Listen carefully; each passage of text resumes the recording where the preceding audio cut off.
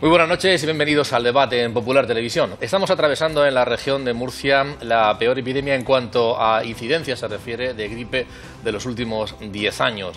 Son ya en torno, ahora lo analizaremos, a 16.000 las personas registradas que están padeciendo la gripe, que están sufriendo este virus, y otra de las consecuencias es que son 6 las personas que han fallecido por complicaciones debido a la gripe.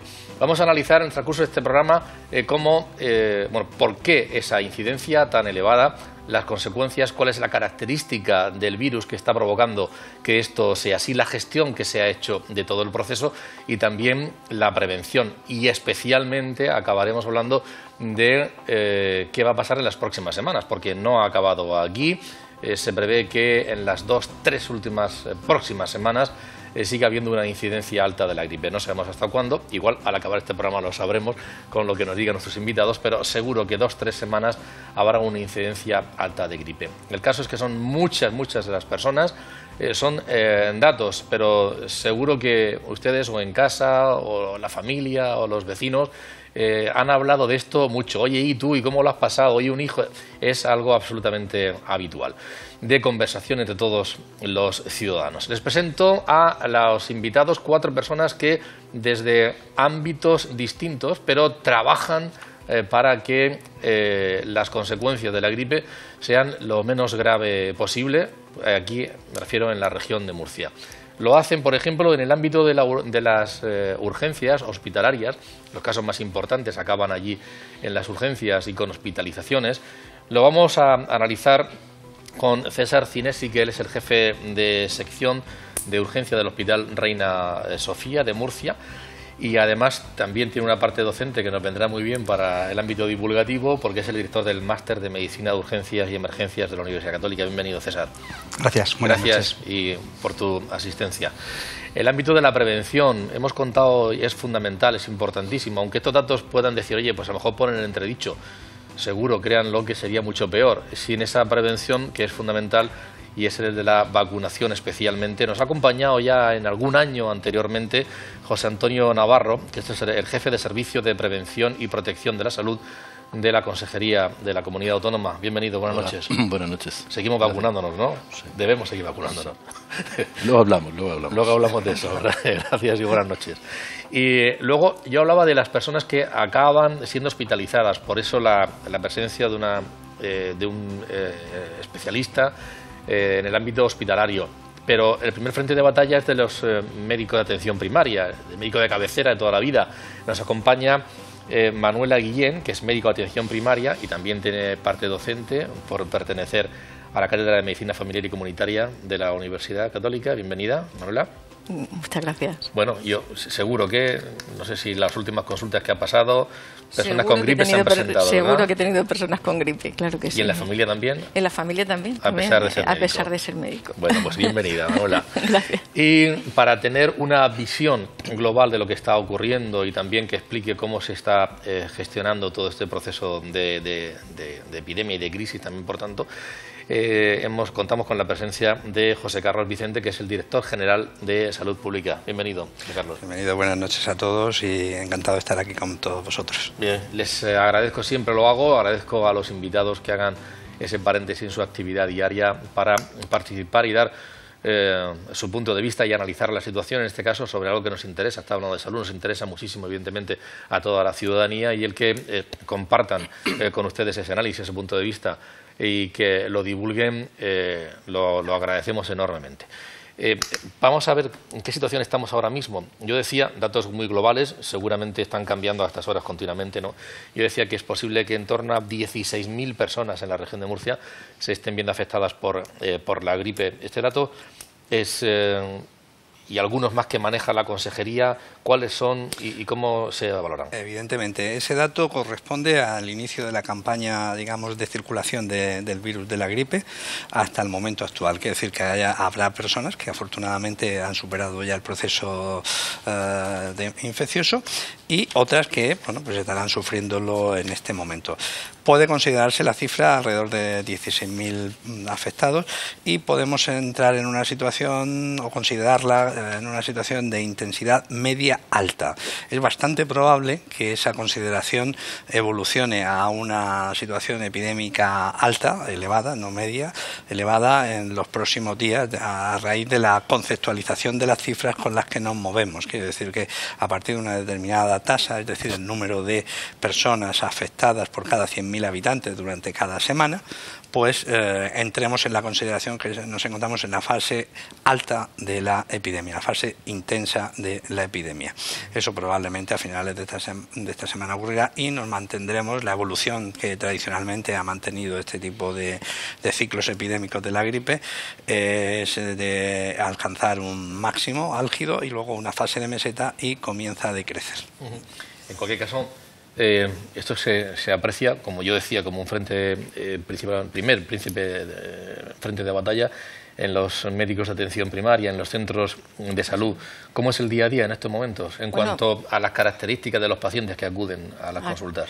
Bueno, en primer lugar, la gripe creo que es una compañera del médico de atención primaria. Nosotros todos los años esperamos la gripe, quiero decir que es una compañera de viaje.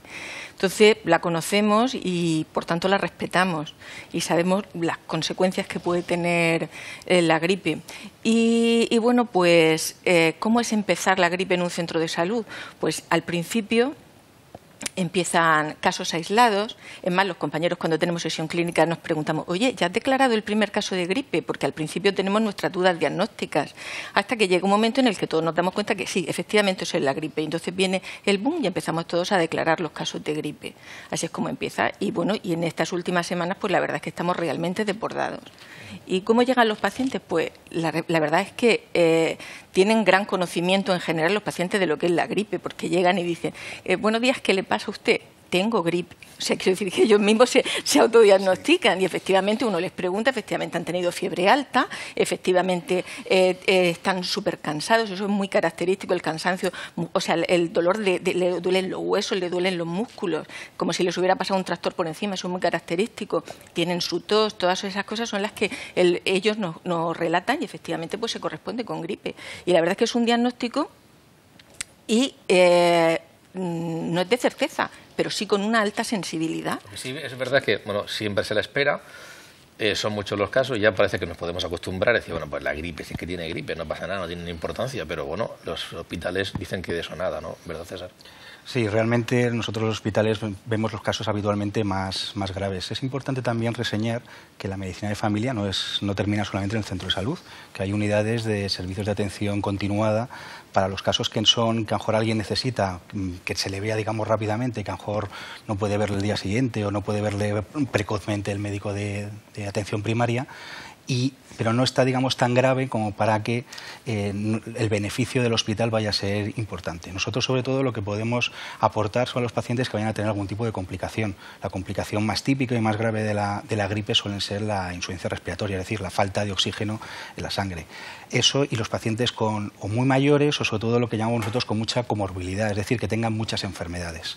Pero gente joven, porque muchas veces nos asusta, pues eso, la sensación esa de estar muy cansado o de fiebre muy alta, que a lo mejor nos puede alarmar, puede que perfectamente un médico de atención primaria que esté en horario continuado en un servicio de atención, o sea, en un servicio de urgencia de atención primaria, pueda resolver ese problema y lo pueda resolver también más precozmente, porque nosotros en los hospitales, aunque tenemos gripe, seguimos teniendo nuestras patologías importantes y graves de todos los días, seguimos teniendo nuestros tráficos, seguimos teniendo los pacientes que vienen con un infarto, o sea, no podemos decir, bueno, no pasa nada, a esta época de gripe vamos a ver solamente la gripe y el resto de los pacientes no, seguimos viendo pues los pacientes con trombosis y para eso funcionan los niveles de triaje, ¿no? Para eso nosotros es fundamental en los servicios hospitalarios intentar ver antes los pacientes que antes necesitan ser vistos, es decir, los pacientes habitualmente más graves.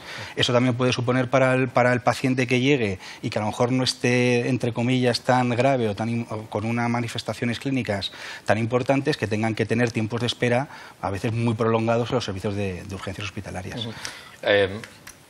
Hablamos de prevención y la verdad es que cuando estamos hablando de un nivel de incidencia medio alto, seguramente alto, para el responsable de la prevención de la salud en la región de Murcia es un revés.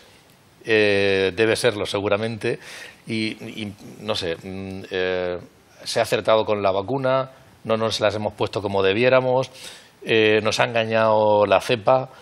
¿Por qué ese nivel tan alto cuando todo el mundo desearíamos, oye, pues vamos a ir reduciendo cada año menos? Ya. Comentaba antes del directo que el virus de la gripe es un virus muy complicado. Y estamos acostumbrados, por ejemplo, las vacunas rutinarias que tenemos en el calendario. Estamos acostumbrados, por poner un ejemplo, la vacuna de la rubéola. Se vacuna a un niño en el segundo año de vida, una dosis, la protección es altísima, por encima del 95%, y le dura toda la vida. De alguna manera pensamos que la vacuna de la gripe se tiene que comportar igual que la de la rubéola, y no es así. La efectividad de la vacuna de la gripe depende de muchos factores. Uno, la edad. La efectividad será mayor siempre en una persona joven, en un niño, que en una persona de 70 años. Depende, como decía el compañero de urgencias, de la patología de base. Tiene más efectividad si la persona está sana, la que la recibe la vacuna, que si tiene una cardiopatía, una enfermedad cardíaca, pulmonar, etcétera. Y también depende fundamentalmente de lo que nosotros llamamos concordancia. Es decir, si hay una concordancia en cuanto al contenido de los antígenos entre la cepa salvaje que circula en la comunidad y la que está contenida en la vacuna. Y eso es una situación que se escapa de nuestras manos. ¿Qué ha pasado este año con esto en concreto? Sí, haciendo un poco de historia. La OMS, para el hemisferio norte, en febrero, en base a todas las muestras que recogen todos los países, los países que tienen unos centros centinela, elabora emite una recomendación a la industria farmacéutica referida a la composición de la vacuna. Eso lo hace en febrero, pero claro, circula el virus en España, en Murcia, en noviembre, en diciembre. En esos 6, 7, 8 meses el virus puede haber sufrido pequeñas variaciones en su estructura, que es lo que se llama vulgarmente la mutación. Entonces, si hay una mutación, no hay una gran concordancia, y por tanto la efectividad de la vacuna probablemente sea inferior. Pero todo esto, a día de hoy sí que sabemos que algunos de los virus que han entrado, sobre todo el B, ha sufrido alguna mutación pequeña, lo suficiente para que la efectividad no sea óptima. Pero todo esto lo sabremos cuando acabe la temporada. O sea, cuando acabe la temporada, en la Unión Europea, que tiene un sistema de vigilancia muy bueno, en el cual participa España, conoceremos cuál es la efectividad de la vacuna, o cuál ha sido, porque ya es pasado, y si los virus que han circulado se asemejaban, no había concordancia, y qué grado de concordancia con los virus circulantes. Eso lo sabremos a todo lo pasado. Ahora tenemos datos preliminares. No sabemos la efectividad, y sí que sabemos que hay alguna mutación que hace que la vacuna no sea concordante. Pero incluso en el mejor de los casos, la efectividad es rara vez, y estoy hablando de 15, 20 temporadas últimas, no supera el 50% en evitar la enfermedad. Sin embargo, para evitar complicaciones graves, esa efectividad sí que aumenta.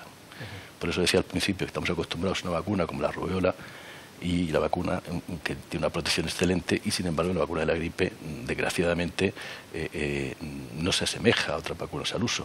Pero es lo único que tenemos. Es lo único que tenemos. El número de dosis que se han suministrado, digamos, es el habitual, es el previsto. ¿Cuál ha sido? ¿Cómo ha sido la campaña de vacunación? Pues la campaña de vacunación ha sido similar a la en cuanto a la adquisición de dosis, ha sido similar a la de otros años, e incluso hemos incrementado a posteriori el número de vacunas adquiridas en previsión de que pues hubiera una mayor demanda. Hay suficientes, hay claramente suficientes, y ojalá tuviéramos que solicitar más, porque significaría que el proceso de vacunación de la población está superando las tasas que serían recomendables. En principio esas tasas están por encima del 60%, las recomendables, quiero decir, y en temporadas anteriores, si hay algún, me rectificas, estamos alrededor del 47-48%, quiero decir, de las personas objetivo de la campaña.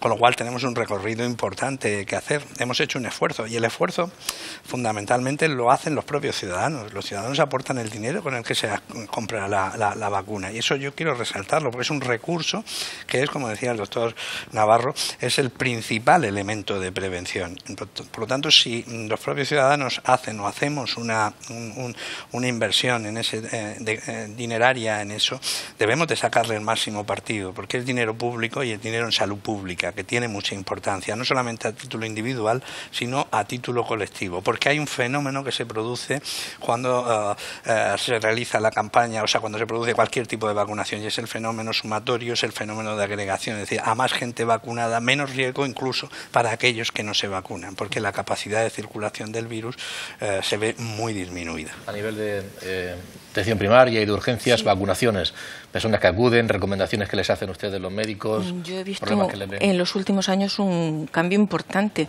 Quiero decir que antes sobraban incluso vacunas, se devolvían muchas vacunas, ya no se devuelven vacunas, hay momentos en los que hay que reclamar vacunas porque nos faltan en los centros de salud, porque cada vez se está vacunando más, y creo que eso es una tarea que, o sea, una labor que se debe tanto a las campañas de vacunación como también a todos los profesionales que trabajamos en atención primaria, no solamente los médicos, también los enfermeros, también el personal auxiliar. ¿Por qué? Porque el paciente llega, o sea, quiero decir, las campañas sí que inciden en ellos, pero llega un momento en el que la última cosa se la preguntan a su médico, porque ellos preguntan al final, bueno, en mi caso particular, yo debo vacunarme, y entonces al final recurren a su médico para ver si tienen que vacunarse. Yo creo que todos hemos insistido en que sí. Es más, estamos hablando de grupos a los que hay que vacunar necesariamente, los mayores, las personas que tienen morbilidades importantes, los niños, embarazadas y demás, pero yo casi me lanzaría en una población como la nuestra a la vacunación universal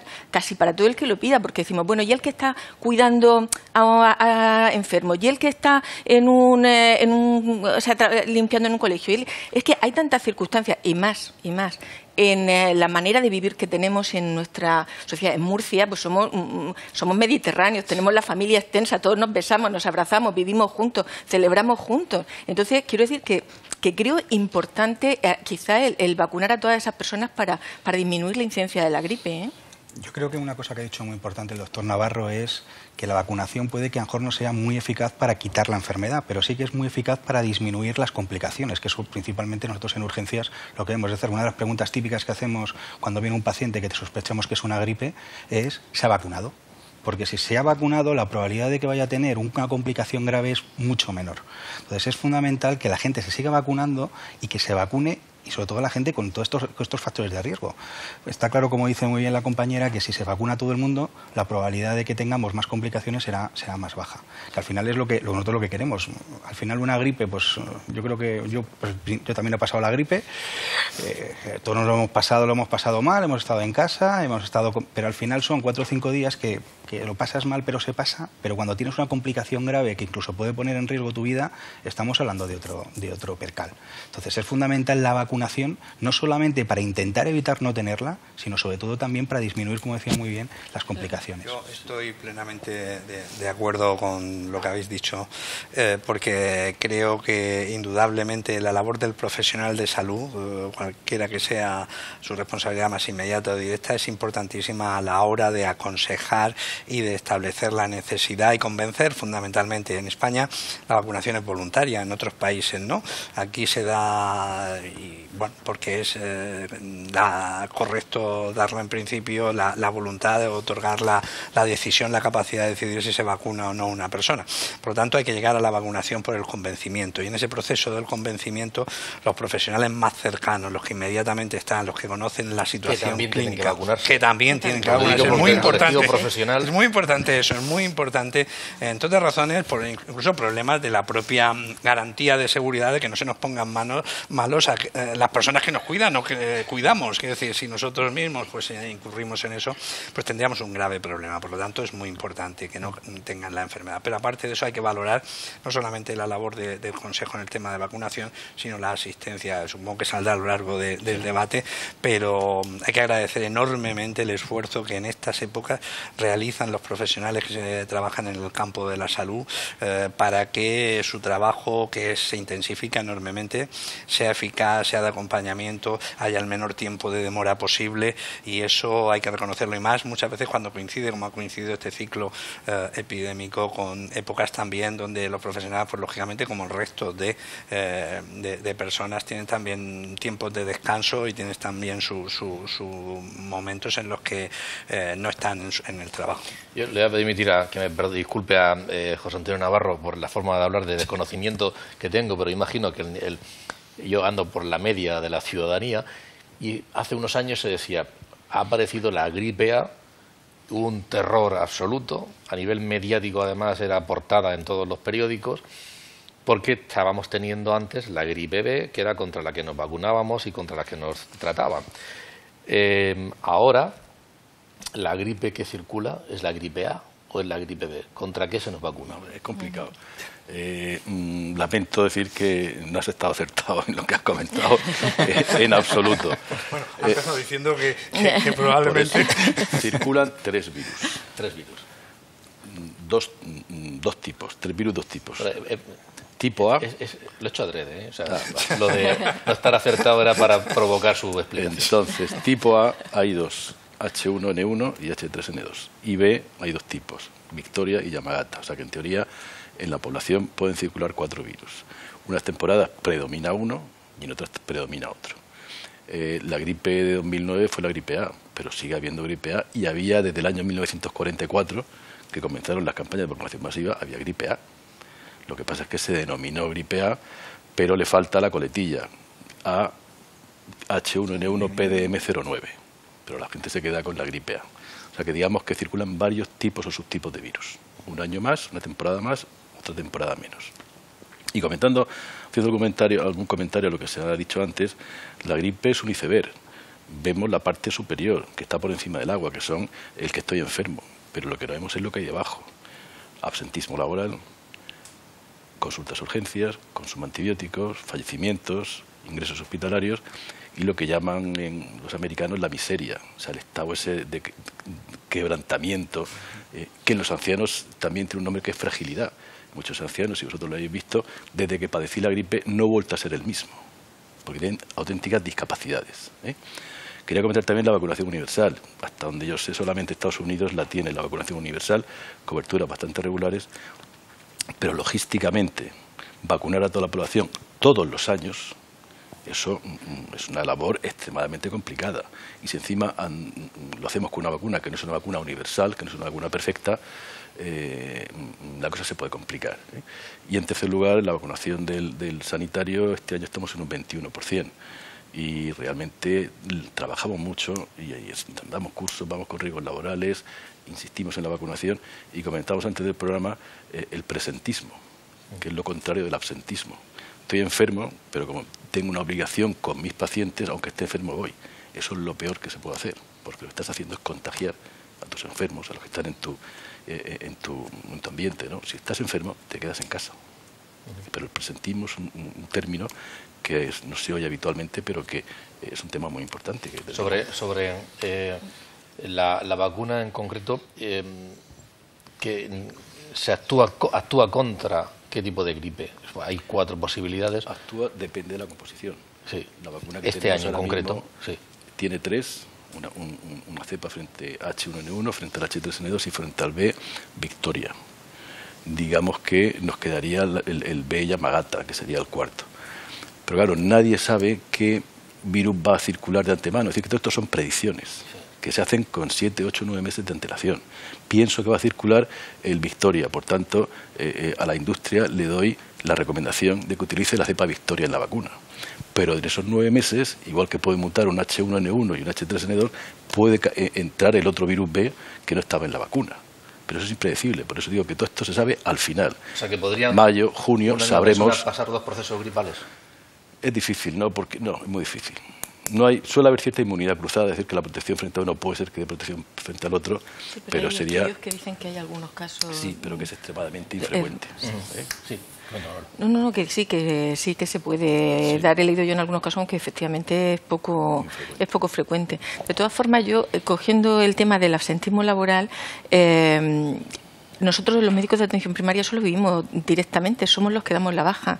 Y también he visto una evolución en esto. Lo comentaba antes con los compañeros. Hace unos años, cualquiera que se encontraba enfermo, que estaba con gripe, quería la baja. Es más, decía el médico, no, es que yo necesito la baja. Ahora, con la situación laboral que existe, es que no quieren la baja. ¿Por qué? Porque temen perder su puesto laboral, temen que le hagan determinados descuentos.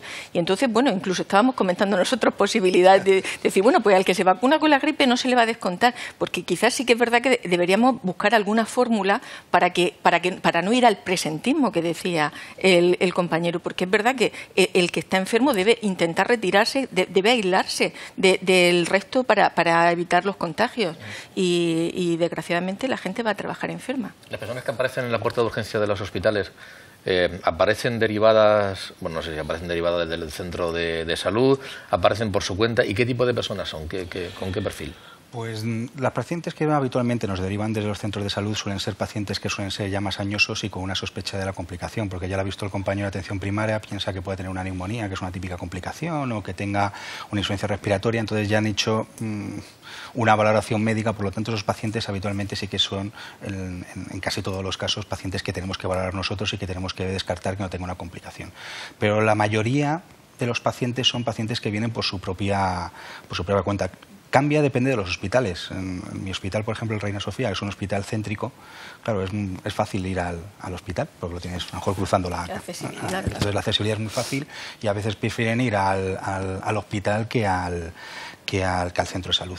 En este tipo de pacientes sí que tenemos un porcentaje muy elevado de pacientes que realmente al final no tienen ningún tipo de complicación. O sea, que incluso a lo mejor pueden estar mucho tiempo esperando, a lo mejor pueden estar 2, 3, incluso a lo mejor 4 horas esperando a que le valore el médico después de que le haya triado, en nuestro caso lo ha triado una enfermera, y una vez que ha sido clasificado y lo ha valorado, le vemos y estamos el tiempo necesario, pero no hace falta hacer ninguna prueba complementaria, ni ninguna radiografía, ni ninguna analítica, porque ya vemos que lo que tiene es una gripe, le podemos poner tratamiento y se le puede dar el alta al domicilio.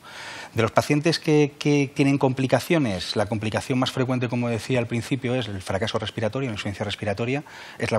Y luego hay otra complicación también, que es, digamos que el virus de la gripe puede hacer que la inmunidad del cuerpo se baje un poco las defensas, lo que dice la gente comúnmente. Entonces eso puede hacer que venga otro bicho, para que nos entendamos, lo de bicho voy a poner un poco de comillas, y que haga una sobreinfección, y esa sobreinfección puede provocar más complicaciones todavía. Entonces, ese tipo esas son las dos principales complicaciones que nosotros tenemos que afrontar. ¿Qué pacientes son los que tienen más riesgo? Pues principalmente los pacientes, aunque el virus de la gripe es un virus que afecta a todo el organismo, se suele concentrar más en el sistema respiratorio, en los pulmones. Entonces, ahí muchas veces los pacientes con bronquitis crónica son uno de los pacientes que nosotros tenemos que tener más cuidado y más atención. Estamos hablando de problemas respiratorios, pero yo no sé si también acude alguien, o estamos hablando de otro tipo de cosas, con problemas estomacales, con síntomas. O otros síntomas que no necesariamente son respiratorios o que necesariamente sí, sobre todo los niños quizás los síntomas... fiebre alta.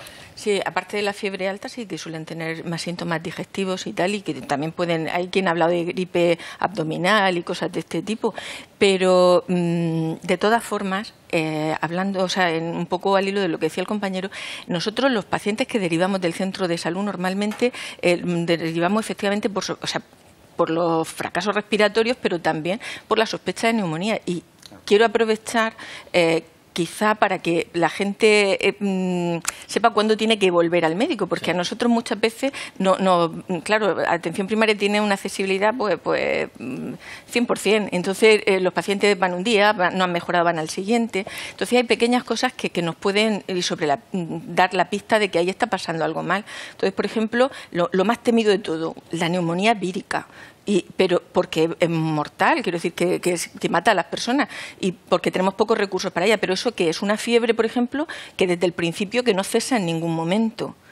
Otra cosa que también, por ejemplo, los pacientes que decimos, jolín, pues si ya estaba mejorando de la gripe y de pronto empieza el pico febril. Y entonces es lo que estaba diciendo el compañero, es la bacteria oportunista que está esperando ahí para coger y hacer la neumonía bacteriana. Y entonces, bueno, pues nosotros ante esas sospechas es cuando solemos derivarlo. Y esas son las cosas con las que nosotros todos los años tenemos mucho miedo por si se nos escapan algunas, porque es difícil, porque es que nosotros también, igual que ellos dicen que a pesar, en urgencia, a pesar de toda su labor, pues tienen que coger a los pacientes con gripe, nosotros es que tenemos también a todos nuestros pacientes, todos tenemos a nuestros pacientes de corazón, a nuestros pacientes psiquiátricos, a todos nuestros pacientes dermatológicos, todos los pacientes los tenemos y además tenemos la gripe. En general, ¿cuál es el tratamiento que le indican? Cuando parece a que con gripe... Hombre, lo que nosotros damos normalmente es antitérmico, sobre todo la hidratación la consideramos súper importante y el descanso. Quiero decir, esos son los pilares básicos. Si además resulta que tiene un montón de rinorrea, tiene muchos síntomas nasales, pues a lo mejor le podemos decir que se tome algún antihistamínico o algo así, pero fundamentalmente antitérmico. En los niños hay que evitar la aspirina, lo digo de paso porque, aunque síndrome de Reyes, yo creo que yo no he visto nunca en mi vida, pero todo el mundo, bueno, porque claro, en tu caso es que eres pediatra y entonces habrás visto alguno más, pero dos. Pero yo no lo he visto, pero todo el mundo lo dice y hay que tenerlo en cuenta, pues a los niños no dar aspirina. Muy malo. Quería hacer una puntualización. Dos grupos que hasta hace bien poco no se consideraban de alto riesgo y a partir del año 2009 se vio claramente que tenían un riesgo muy incrementado de padecer complicaciones. El embarazo, tanto para la madre como para el feto, un grupo muy importante. La diferencia o el riesgo relativo de padecer complicaciones en una embarazada es muy superior a la de una mujer que no está embarazada. Y la obesidad se ha visto también como un factor muy importante de riesgo. Pero son dos grupos que siempre hablamos del cardiópata, el respiratorio, y son dos grupos muy frecuentes. Y cada vez más mujeres embarazadas entran a la consulta a preguntar si tienen que vacunarse. Eso me parece muy bien, pero lo que nos extraña es, vacunamos de tosferina a la embarazada, coberturas por encima del 90%. Que eso hace 2 años me lo preguntan y digo imposible, las tenemos. Y llegamos a la gripe 20%.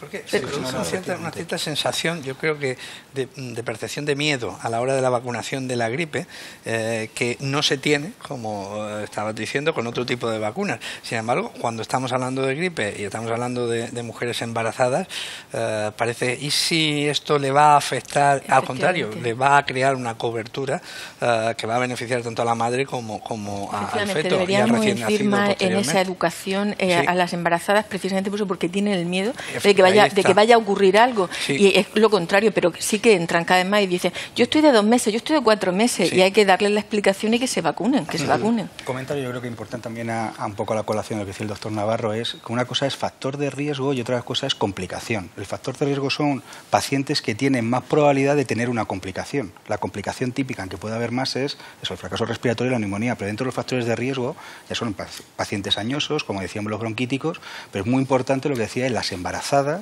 y los pacientes con obesos, porque incluso nosotros lo que tendemos a hacer a veces es ese tipo de pacientes, o incluso le mandamos cuando les vemos y les detectamos, aunque no tengan ninguna complicación, les mandamos les damos el alta a domicilio, pero dándole un tratamiento antivírico específico, porque sabemos que esos pacientes tienen que, hay que estar vigilados. Y es más, a esos pacientes en concreto o les derivamos a las consultas externas infecciosas o les derivamos a la atención primaria para que en 48 72 horas como mucho sean otra vez valorados, porque en este momento puede que no haya una complicación, pero yo no sé lo que va a pasar dentro de 2 días.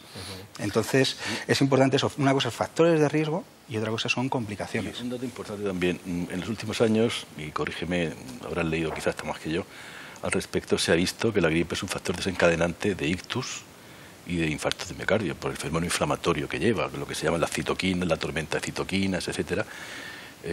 O sea que podíamos incluso pensar que la vacuna no solamente evita las complicaciones clásicas, sino que puede evitar ciertos accidentes isquémicos cerebrales y cardíacos. Hablando de esos casos de especial gravedad, quiero hacer referencia a ese dato, 6 personas que han fallecido durante este periodo. Estamos hablando que la campaña empezó a mitad de octubre, creo, ¿no? 6 o por ahí de octubre.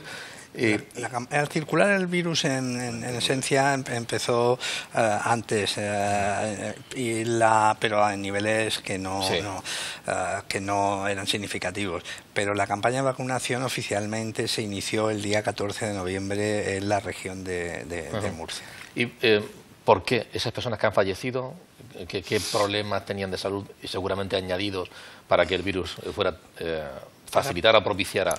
La mayoría eran personas de elevada edad y tenían ya complicaciones con morbilidades, como antes señalaba el doctor Cinesi, y fundamentalmente con una característica, y es que prácticamente en casi su totalidad no se encontraban vacunados. Quiero decir que es muy importante de cara al hecho de resaltar lo que también comentaba el doctor Navarro, que es el hecho de la minoración de las complicaciones. No solamente la efectividad para evitar que uno padezca la gripe, sino sobrellevar mucho mejor y en menor intensidad las complicaciones que se pueden producir en esos grupos de riesgo o en esos factores de riesgo que anidan en personas. Hablando de esa pregunta que yo me hacía antes, doctor Navarro, voy a volver a hacer otra, que también puede plantearse a alguien decir, hombre, con todo lo que están diciendo, pues igual me tiene que haber vacunado, pero ya en las fechas que estamos, ¿para qué? Bueno, ¿O todavía sí? Hay un axioma clásico en Estados Unidos que dice que la temporada de vacunación antigripal se acaba cuando deja de circular el virus y cuando no tengo vacuna. Cuando se cumplen esas dos circunstancias es cuando se acaba la campaña. O sea, que estamos todavía en campaña. Sí, lo que ocurre en el peor de los casos puede ser que nos vacunemos y estemos incubándola, pero la enfermedad, la gripe va a seguir su curso, independientemente si nos estamos vacunando en el periodo de incubación o no. Pero si no fuera así, sí que podemos tener una protección, porque, como comentábamos también, la gripe no entra simultáneamente en toda la población, sino que va afectando aleatoriamente a unos y a otros. Por tanto, el que haya este número de casos ahora mismo no quiere decir que haya completado ya el ciclo natural de la temporada gripal, sino que todavía seguiremos viendo casos y habrá gente que no haya contactado con el virus todavía, que quizá lo va a hacer dentro de 3 semanas, dentro de 4 semanas. O sea, que estamos en periodo todavía de posible incubación de virus y hay disponibilidad también de vacunas. Efectivamente, eso tiene que quedar muy claro, que hay disponibilidad. Puede ocurrir en un momento que se acuda a un centro de salud y se haya agotado el día anterior. Evidentemente hay un proceso de logística, pero el día siguiente posterior seguro que lo hay. Quiero decir que no hay que decir no hay vacunas porque se acude en un momento a un centro de salud y bueno, pues el estocaje puede haberse quedado a cero, porque hay que tener en cuenta que se va reponiendo el sistema logístico que permite la reposición prácticamente en 24 horas, pero evidentemente puede llegar una persona en un momento con intención de vacunarse y no disponer, y entonces pues se establece una conclusión errónea. No hay vacunas, sí, hay vacunas, pero en ese momento no están disponibles en ese centro de salud. Al día siguiente, con toda probabilidad, estarán. Grupos de personas, de riesgo, tratamiento, hemos hablado tanto en los hospitales como a nivel primario. Y los profesionales, el tratamiento ahora mismo, ¿cómo se encuentran? ¿Cómo están abordando la situación? ¿Cómo están trabajando? ¿Recursos, necesidades? ¿Cómo están en los hospitales? Yo tengo aquí un dato de ayer, creo. El Hospital de Santa Lucía de Cartagena era el que presentaba la peor situación, con 44 pacientes pendientes de ingreso, 7 camas libres en planta y 3 en la unidad de cuidados intensivos. Luego la Risaca, seguidamente el Morales Meseguer y luego el resto de hospitales. ¿Cómo se afronta desde el punto de vista profesional? Un comentario. Ayer el hospital que más urgencias vio de toda la región fue el nuestro, el Reina Sofía.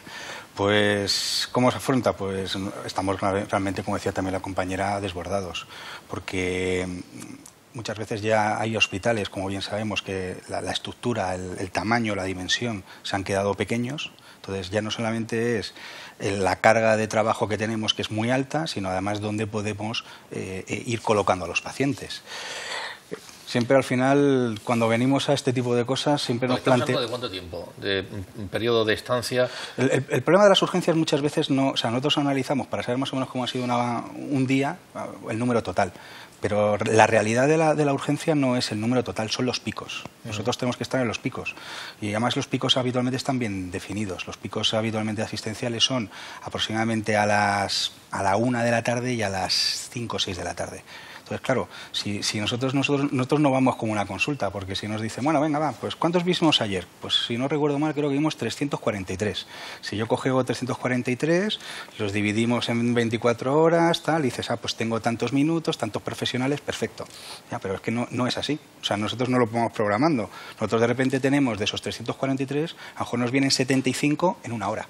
Entonces, eso hay que absorberlo muy rápidamente. ¿Y el tiempo medio aproximado de ingreso de cada una de estas personas se puede hablar también de esto o no?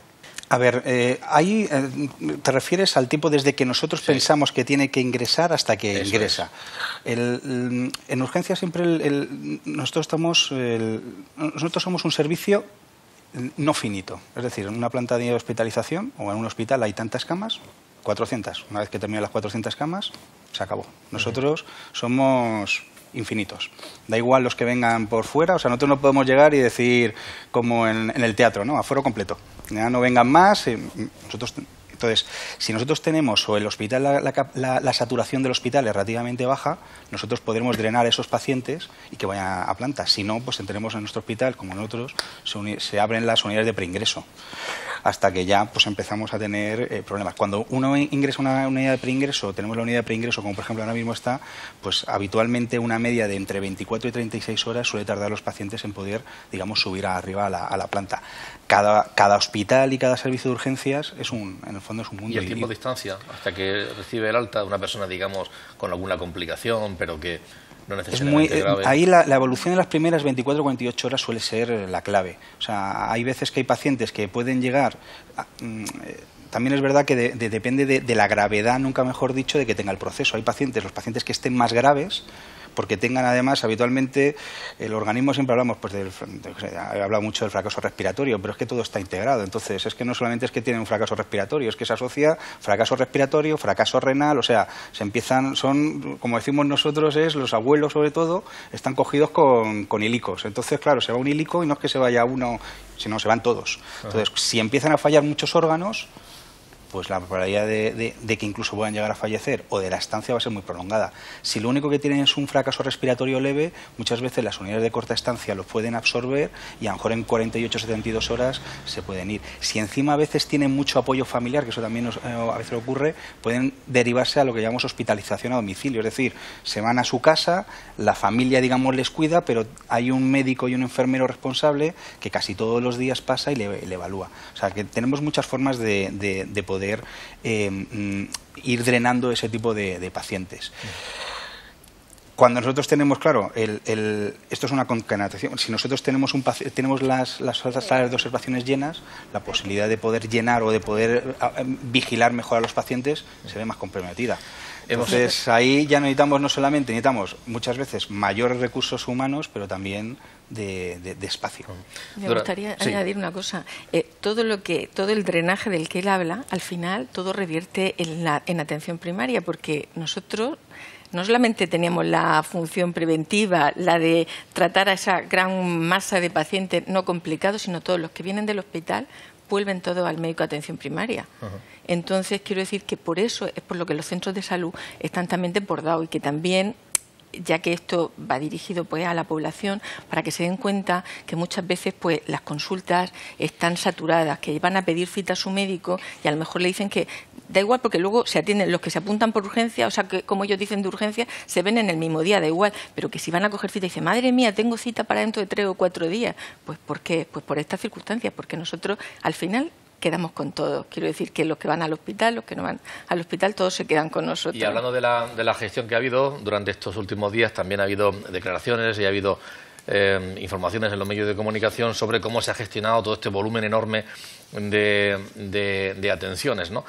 Vamos a escuchar a María José Campillo, que es portavoz del Sindicato Médico, haciendo una valoración acerca de esta situación que ha habido, y también a José Antonio Blaya, que es el secretario general del Sindicato de Enfermería. Hay compañeros que comentan incluso que las consultas están terminando a las 4:30, a las 5 de la tarde y que se están quedando solos en el centro de salud con la limpiadora para abrir la puerta a los pacientes cuando terminan la consulta. Eso a nivel de primaria, pero es que si nos vamos a los hospitales la situación no es mejor. A mediados de diciembre ya se estaban dando positivos los primeros casos de gripe y dio positivos con analíticas, es decir, se sabía perfectamente que esto llegaba y la solución que da desde el Servicio Murciano de Salud es ninguna. Se cierran plantas. Sabemos que han estado plantas cerradas tanto a nivel de lo que es los hospitales en adultos, como puede ser del área 1, de la Risaca, del Santa Lucía, etcétera, etcétera. La cuarta planta del infantil cerrada, sabiendo, como digo, que la epidemia llegaba. No se toma ningún tipo de refuerzo, a pesar de que se sabe que llega la Navidad, que nos vamos a encontrar con festivos, que nos vamos a encontrar con centros de salud que están cerrados 3 días, con pediatras que nada más que la gente podía acudir, por ejemplo, a urgencias del infantil, y la situación pues a la que se llegó, pues los profesionales describían como si estuviéramos en países del tercer mundo, gente sentada en los suelos, camas en los pasillos, abarrotando los pasillos.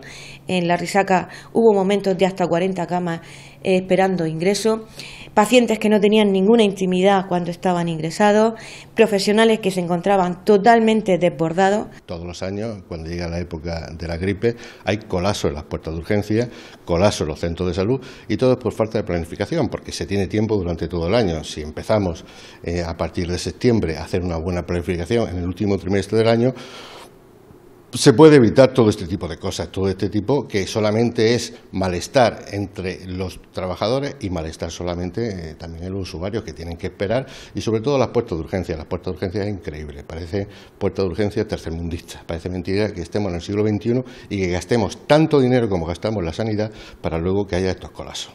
Cosa que no lo entendemos, cosa que todos los años decimos y cosa que parece que le gusta este atropello que sucede todos los años, le gusta a la Administración. No lo entendemos haciendo las cosas bien que se pueden hacer y planificar. Entonces, pues bueno, nosotros ya le hemos dicho muchas veces al Manolo, al consejero de Sanidad, igual que al gerente del Servicio Murciano de Salud, que se tienen que nombrar 2 subdirecciones de enfermería en los servicios centrales. ¿Para qué? Oiga, pues para que ayude a planificar todo este tipo de cosas que no se planifican. Y entonces, bueno, pues eso es pues nada, un atropello lo que se está sucediendo todos los años. ¿Quién lo paga? Lo pagan los profesionales, lógicamente, sobre todo las enfermerías, que somos los que estamos 24 horas en las puertas de urgencia, 24 horas atendiendo, y encima tenemos una escasez de plantilla, pero bestial. Si esto es lo que opinan representantes de los sindicatos médicos y de enfermería. También en cuanto a los usuarios de la sanidad, vamos a escuchar su punto de vista, que además reivindica el papel de la atención primaria. Si realmente en el centro de atención primaria los ciudadanos pudieran ser atendidos adecuadamente, esto no tendría que llegar. Estamos hablando de una gripe, una enfermedad que en muy pocos casos requeriría urgencias y requeriría asistencia hospitalaria, si aquí pudieran ser vistos tanto en el centro de atención primaria por sus médicos como por las urgencias extrahospitalarias. Pero ¿qué ha sucedido? Se ha hecho justamente lo contrario. Aquí es donde mayormente se han aplicado los recortes en infraestructuras, en personal y en dotación. Estamos delante de un centro en el que ya desde el 2002 se debió de haber hecho otro centro, porque aquí ha sido demográficamente ha crecido mucho la población, y desde el 2002 que se cedieron los terrenos no se ha hecho, como las urgencias, el SUAB aquí igual, pero esto ha sucedido también en otras áreas, como ha sido Lorca, como ha sido Modlina. Esto es lo que venimos demandando al Servicio Murciano de Salud y al consejero: inviertan y gestionen en atención primaria y en urgencias extrahospitalarias y no se colapsarán las urgencias. Gestión, director general de Salud Pública, le toca. Sí, me toca. Bueno, los recursos nunca son los ideales. Eso es evidente, y a cualquier gestor le gustaría disponer de muchos más recursos y de capacidad de poder emplearlos, tanto de naturaleza física, como espacio, el número de camas y, por supuesto, de profesionales. Profesionales a los que hay que agradecer el esfuerzo que en una situación difícil como es esta y compleja hacen y realizan todos los profesionales. Se dispone de una cantidad de recursos que se emplean y se intenta, por otra parte, reforzar adecuadamente. ¿Qué sucede? En este año se ha adelantado a lo que sería el tiempo, digamos, promedio en el que aparece la gripe. Esperábamos, porque tradicionalmente había sido así, que el pico y el inicio de la epidemia sucediera hacia mediados del mes de enero. Se ha adelantado y ha sucedido en toda España también, pero mayoritariamente aquí. En toda España, por otra parte, y eso no es evitar ni escurrir el bulto, los titulares son idénticos. Colapso en urgencias, colapso en las puertas de los hospitales, situación difícil. No es una cuestión de esta comunidad el hecho de que se produzca esa masiva afluencia, que efectivamente hay que intentar que se canalice mayoritariamente, estoy plenamente de acuerdo, por los recursos más cercanos a los ciudadanos, que son los centros de atención primaria, los servicios de atención domiciliaria, los SUAP, etcétera, etcétera, y dejar o permitir que se canalicen hacia las puertas de urgencia los casos de mayor posibilidad de complicación y de mayor gravedad. Eso es así. En cualquier caso, se han tomado las medidas de reforzar con más de 270 profesionales de diferentes categorías el sistema para dar, digamos, una mayor capacidad de resolución. ¿Serían necesarios más? Pues probablemente serían, a lo mejor quizá tendríamos un mayor flujo, un flujo más rápido de pacientes en el mejor sentido de la palabra y una atención más rápida, no mejor, más rápida, que no es lo mismo. Los profesionales garantizan una buena asistencia y un buen seguimiento de cualquier tipo de paciente, aunque exista quizá merma a lo mejor en el tiempo de espera, merma en esa valor que le damos y que es muy importante, que es la intimidad del paciente, como antes señalábamos, y sensación de que no existe un momento extraordinario, aunque evidentemente uno va a puerta de urgencia y cuando lo encuentra lleno en la sala, pues a nadie le agrada, evidentemente, y los primeros a los gestores. Los gestores usan unos recursos sanitarios, intentan usarlos de la mejor manera posible e intentan que eso no suceda. Repito, no hay ninguna excusa decir que en el resto de España pasa, pero es que sucede exactamente igual. Tenemos los recursos que la sociedad dispone y que tengamos. Eso no lo olvidemos nunca. Eso es un tema que está ahí. Ahora, es nuestra responsabilidad allegar más, aplicarlo lo más eficientemente posible. En ello estamos, se han reforzado con ese número de pacientes, se está haciendo un seguimiento y monitorización casi al minuto de los casos, de la situación, de cómo estamos, y de alguna manera tanto el consejero como el gerente del Servicio Murciano de Salud, como el resto de todas las personas de la consejería con responsabilidad en estos temas, están haciendo y allegando el máximo de recursos posibles y sobre todo organizativos para evitar que la gente espere mucho tiempo, que la gente tenga la sensación y que tengan todas esas importantes molestias cuando requieren una asistencia que les permita mejorar de su situación clínica lo antes posible y de una manera humana y fundamentalmente. Cuando ha dicho que se ha adelantado 10 días, ¿cuál ha sido el problema?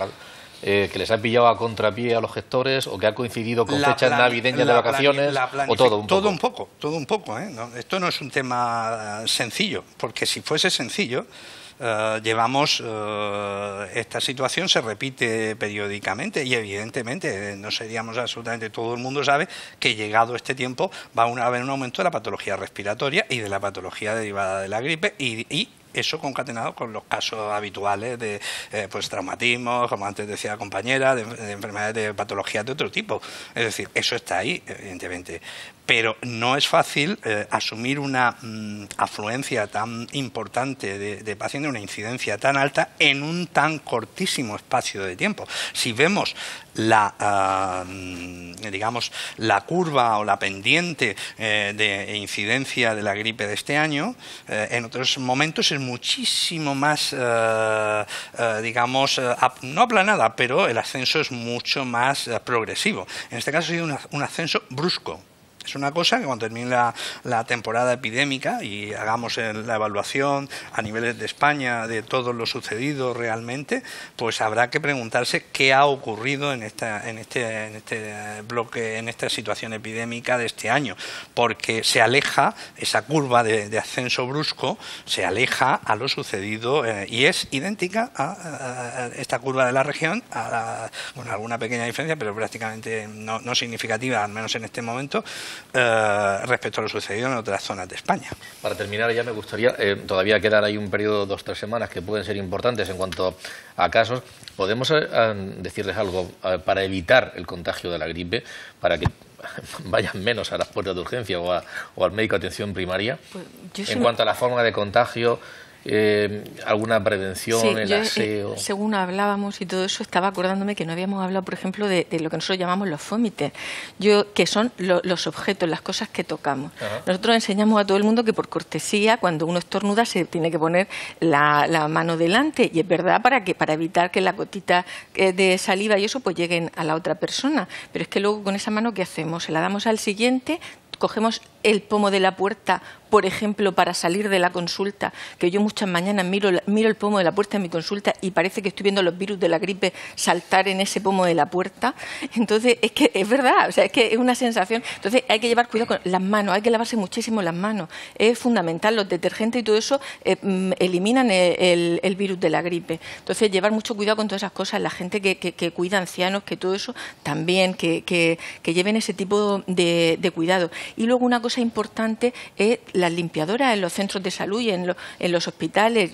Creo que deberían tener más formación. Quiero decir que de alguna manera se podía hacer algún tipo de formación para estas personas para que se dieran cuenta de que es necesario limpiar pues en los centros de salud las puertas, los pomos de las mesas. Quiero decir, un cuidado especial, al menos durante estos periodos o sea, el momento de la gripe. ¿Y en casa, cuando tenemos a alguien con gripe, respecto de los demás componentes de la familia? Pues vamos a ver, no es que haya que lavar las toallas aparte ni nada de esto, pero sí que es verdad que hay que evitar, pues con las toallas que está secándose uno que tiene gripe, que se seque el otro. Es verdad que no hay que coger la misma cuchara, el mismo vaso, todas esas cosas se deben evitar.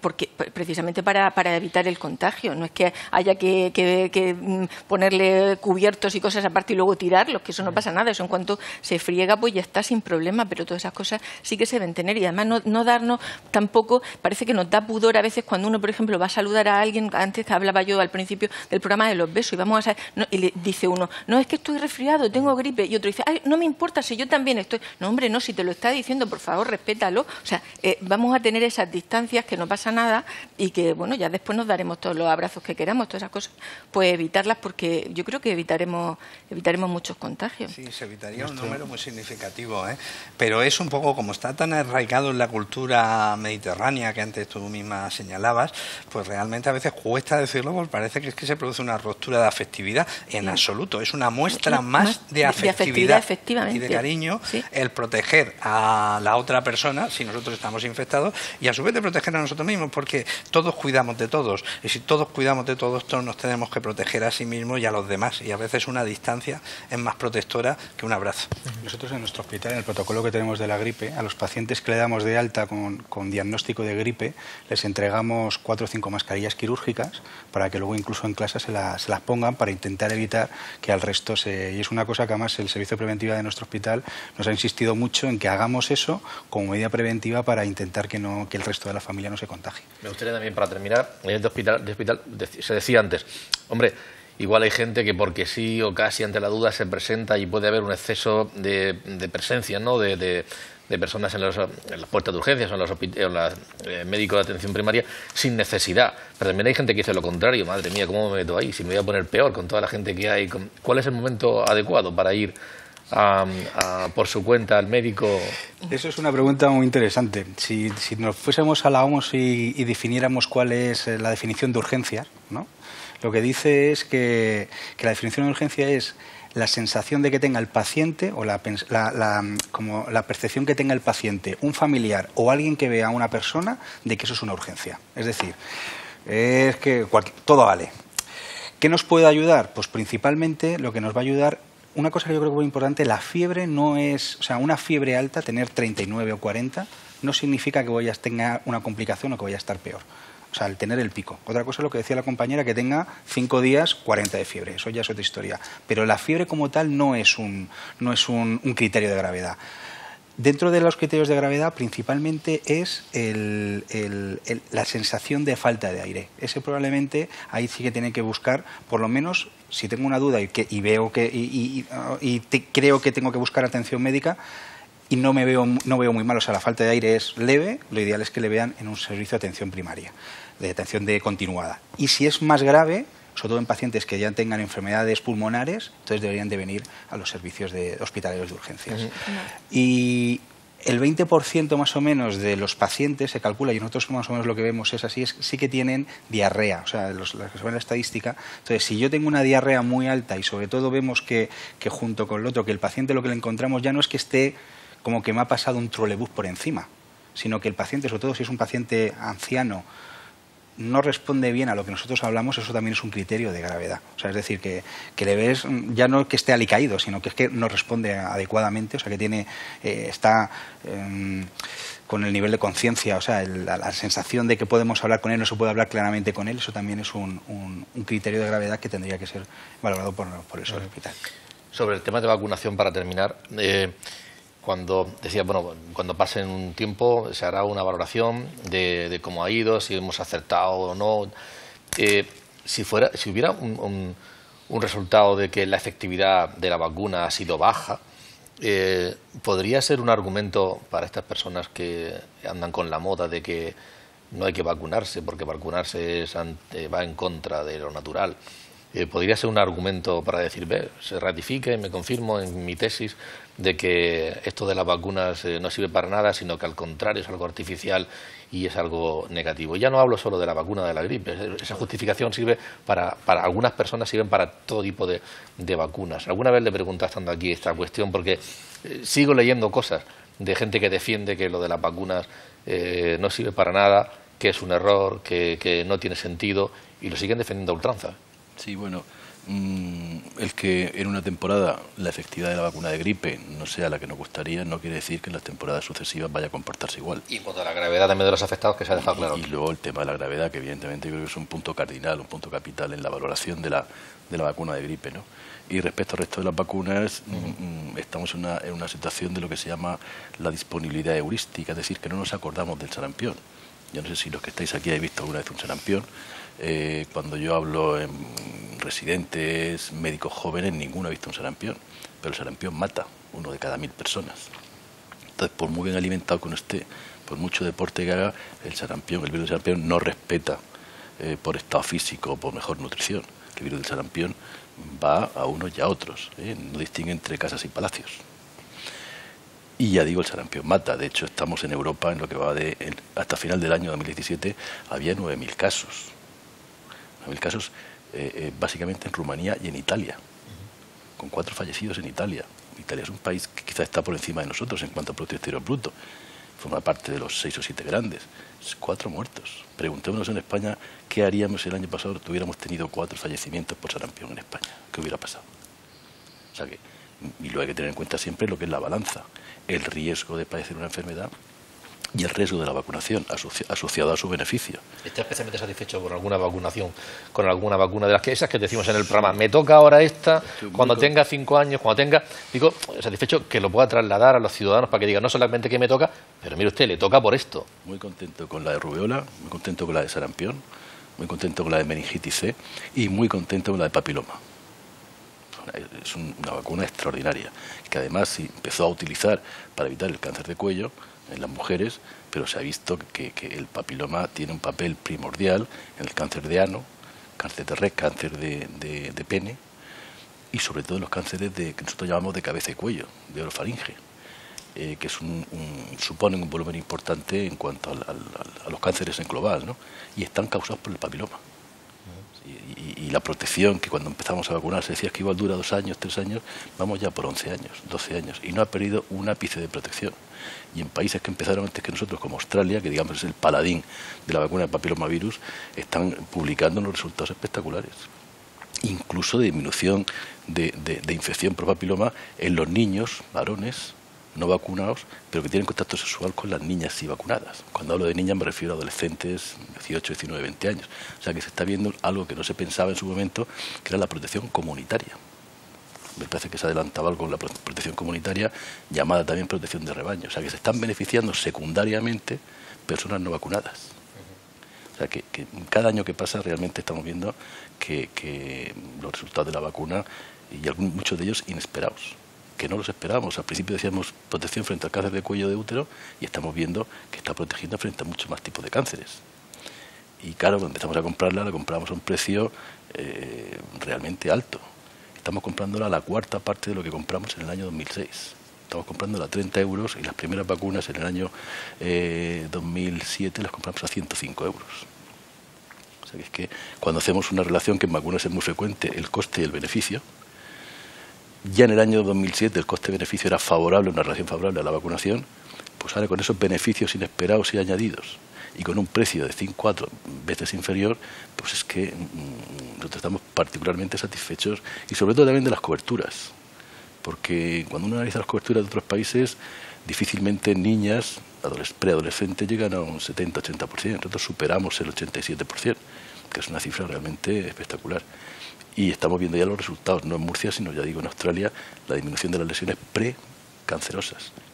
El cáncer lleva más tiempo, pero las lesiones precancerosas que acaban en una extirpación del cuello de útero, una angustia importante en mujeres relativamente jóvenes, 25, 30, 35 años, que tienen una lesión precancerosa, que le han extirpado quirúrgicamente el cuello de útero, eso genera una angustia tremenda, tremenda, y eso se está evitando. O sea que realmente estoy particularmente, o estamos en mi equipo, particularmente satisfechos de las que he dicho y últimamente del papiloma. Nos quedan unos cuantos días. ¿Qué podemos decir a nivel de tanto a los profesionales como a los ciudadanos respecto de los días que nos quedan? Bueno, yo creo que siguen existiendo, tenemos por delante días complejos todavía, no vamos a tener un falso optimismo, pero en el sentido del número de afectados, probablemente tengamos un par de semanas, 3 semanas todavía complicadas, pero tenemos que decir que sigue existiendo a la disposición de todos los ciudadanos la principal medida de prevención, que es la vacuna, insistir en las medidas barreras que hemos hablado, en el uso, en lavado de manos fundamentalmente, en la limpieza de los fomites, de los objetos con los que estamos en contacto, el proteger cuando estornudamos, cuando tosemos, cuando hablamos, con la maniobra de brazo,